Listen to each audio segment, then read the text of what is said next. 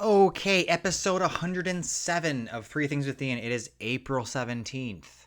And on today's podcast, or episode rather, whatever you want to call it, I'm open to suggestions. We're going to talk about how hard is it to get into the biggest marathons in the world. We're going to talk process, how the New York Times connections is made, and we're going to follow it up with, is it just me or are cruisers getting younger? All right, let's dive in. Top story of the day. Well, they're no particular order, actually. So, I was scrolling on my phone and I saw that the 2026 London Marathon entry opened today, and they said that they have a 2 to 5% acceptance rate for just general admittance to the London Marathon. Now, London Marathon is one of the biggest in the world. It's one of the Abbott sponsors what's considered like the top 5 big marathons, and you have Boston, New York, London, Chicago, Tokyo. Maybe that's 5. Anyway, not the point. But these, I didn't realize how difficult it was to get into the top 5 marathons. Berlin as well. Sorry, excuse me. And kind of what does it mean when the most prestigious, famous marathons in the world are essentially just down to a coin flip? So here are some stats. The London Marathon has a rate of between 2 and 5% for acceptance rate. And the Tokyo Marathon is also very competitive with estimations around 8 to 10%. Chicago Marathon, which I did not get in last time, historically has had better odds, around 20 to 50%. So still a coin flip. Even at 50%, you're still talking about a coin flip. But this is decreasing as popularity grows. It seems like there are more and more marathon runners, and they're drawn to the big, premier, fancy, exciting, big downtown, full of support races. And I can't blame them. I've run small marathons. I was able to run Berlin. I guess the life hack for these marathons is if you enter as a group, or obviously you do the charity. If you raise enough money for the charity entry, you're basically guaranteed a spot. But anyway, it's a lot of money to raise, though. A ton of money. I mean, it's a lot. New York City Marathon, which is a 50,000 person marathon, has a rate that has fluctuated, but is currently around 10%. So 9 out of 10 people who apply to be in that marathon aren't even able to get in. And the Boston Marathon, the one that's near and dearest to my heart, the one I have daydreamed about being in, you have to qualify or do the charity. There is no acceptance rate for just general admission, right? So I get that these marathons have the best of everything in terms of support from the crowd.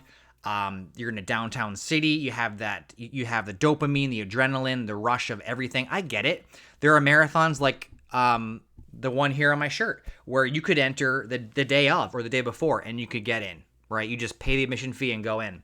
I'm not even talking about finances here. The Chicago Marathon, when I registered, was about $250 when you got in. That's what you had to pay. Right? So we talk about running as, a very democratic, egalitarian sport where you just need a pair of shoes and some clothes, hopefully not cotton. But it's getting harder and harder to get into these races because there's more and more interest, and they're expensive. So I don't know what this means. There are a lot of great marathons that aren't huge and exciting, but they don't have the people, and then they don't have the prestige. But anyway, so basically, the top 5 marathons, you have rates of acceptance between 2 and 50%. That's the range. The London Marathon I didn't realize how hard that is to get. I mean, you may well just buy a lotto ticket and pray. Anyway, that's my topic number 1. So let's talk about something else near and dear to my heart. And that is process. So I love how things are made. I like the documentaries about the making of nature shows more than the shows themselves, right? I'm a big process guy. How the sausage is made. So Connections, New York Times Connections is a game that is near and dear to my heart. I play every day. It's essentially about finding common threads between words. Players must select 4 groups of 4 words without making more than 4 mistakes. I didn't realize I'd be saying 4 that much. But anyway, how did this come about? It came about a few years ago, took the world by storm. I think it's still one of the most fun games to play. So I did some research and I found a little Q&A with the originator, the person that basically created the first Connections. She was the beta creator. She made it. It's gone through more iterations, but she was the one that was not the one that came up with the idea, but she was tasked with, okay, We want to make this new game. Help us demo it. So her experience was crossword puzzles, which of course is like the OG. That's the originator of all these things, right? And as a crossword editor, she was very used to formatting ideas and definitions into particular and specific syntax, right? That was her skill set. And she was also drawn to connections because it allowed for stretchy question mark ways of thinking about words, right? The flexible interpretation of the words and connections matters, right? Like the word could be, I don't know, tic-tac-toe or something. And it could be a game, but it could also be like maybe like something that's spotted or something, right? So it's open for interpretation. There is more than one bucket in which to put it in. So this individual, she studied the work of Robert Leighton, who was a very famous cartoonist and puzzle maker. He was one of the people that basically did like the games where he would do a drawing of a tick, a thumbtack, and a tow truck, right? And that would be tic-tac-toe. Or he would draw a picture of a telephone and match it with a diamond ring to represent the actual ringing of the phone, right? The visual pun.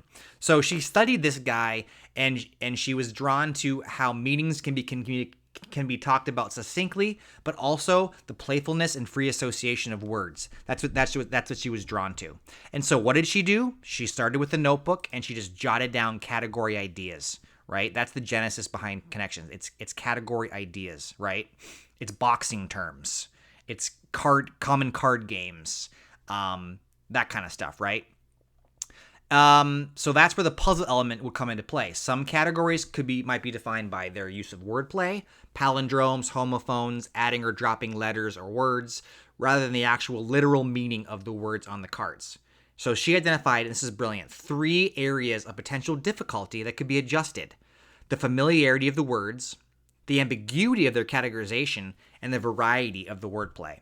Right? And I think this is why this game I think that's why Connections is so ironclad, because it's based on not so much a science, but a really comprehensive understanding of how words and their interplay are just so fun to be around. So she organized her spreadsheet into the 4 colors, which people who play the game every day might understand and see: yellow, green, blue, and purple in spectral order. So yellow, she wanted to be the most straightforward category, as a foothold for the beginner solvers, right? Purple was meant to be the trickiest category, basically a standalone puzzle incorporating a wordplay element. So when you solve connections, most people end up getting the yellow category first, right? Because they're the most identifiable. But you can go anywhere. You could do the hardest 4 words left, but the last 4 words are often words that could be placed into other connection groups, right? So her task was to originally construct 60 boards with 4 categories each for the beta, right? So what are some things that she identified as difficulties? So item overlap was a more effective way to make a board challenging than the use of trivia-based elements, right? So not just knowing like what a weird word is, the definition, but it was more fun to have item overlap. So to have words that have multiple meanings. So she wasn't so much interested in like your knowledge of word definitions, but what words represent. And I think that's brilliant, right? Caution was needed when including items that might stand out in the grid, since they would invite immediate scrutiny, right? So really basic words I'm always drawn to, but I'm nervous because I'm like, well, it's so basic. What else could it be, right? So her crossword brain sought specificity and constraint, right?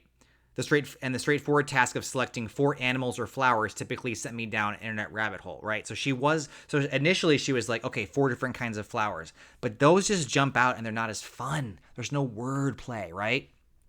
Okay, so moving on. So this is kind of her process, and I think it's just fascinating. So she initially tried to do very specific words and found that those weren't fun.